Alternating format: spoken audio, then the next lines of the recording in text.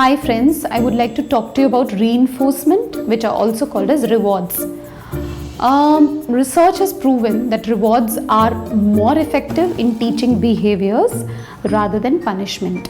The very common thing that we know is punishment, because that was used more frequently, at least in my childhood. If you don't listen to something, you get a nice slap. If you don't listen to something, you get a nice, pat on your hand with the ruler. So there were a lot of punishments that were used. I'm not complaining here. What I'm saying is that we overused punishment.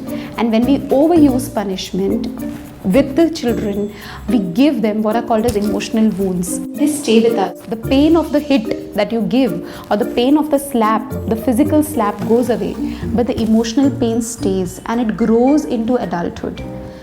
The very other common method or rather the only method which would help more in learning skills is using rewards, is using reinforcement. What do I mean by reinforcement? It means that giving the child what he likes when he does what you want him to do. A very simple rule is you listen to me, I listen to you. It's that basic. There's a lot of science behind reinforcement, but the major thing to understand is that the child gets what he wants only when he listens to you, and reinforcement is not necessarily about, giving something to eat. It could be using any of the input channels.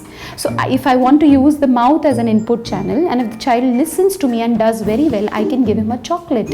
I can give him a chip. So that's using the mouth as an input channel.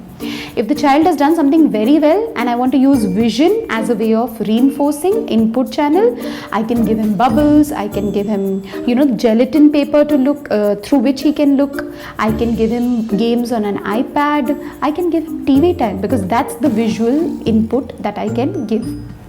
If I want to give auditory, that means listening as a reinforcer or as a reward, I can use music that the child listens to. I can give any toy that makes a sound like a bongo or a tambourine, any of those. I can use touch as a reward, which means some kids love tickling, some kids love that hugs, some kids love the pressure that we give them, So those are the kinds of things that can be given as a reward. And the last is smell, which means I can give the child something to smell, which could be nice, the clay, the Play-Doh, which is scented, or the scented synthetic sand that comes these days, which will serve a tactile as well as the smell as the input channel.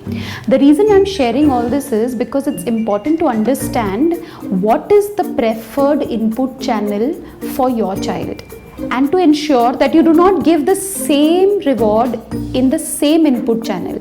Rather, you expand and you satisfy all the input channels. And I would like to repeat again that rewards work more powerfully than punishment. I hope this tip helps you. Thank you so much. Follow and subscribe on my channel to know more about my experiences, tips and tricks which can help you in your interaction with your kids. Thank you for watching this.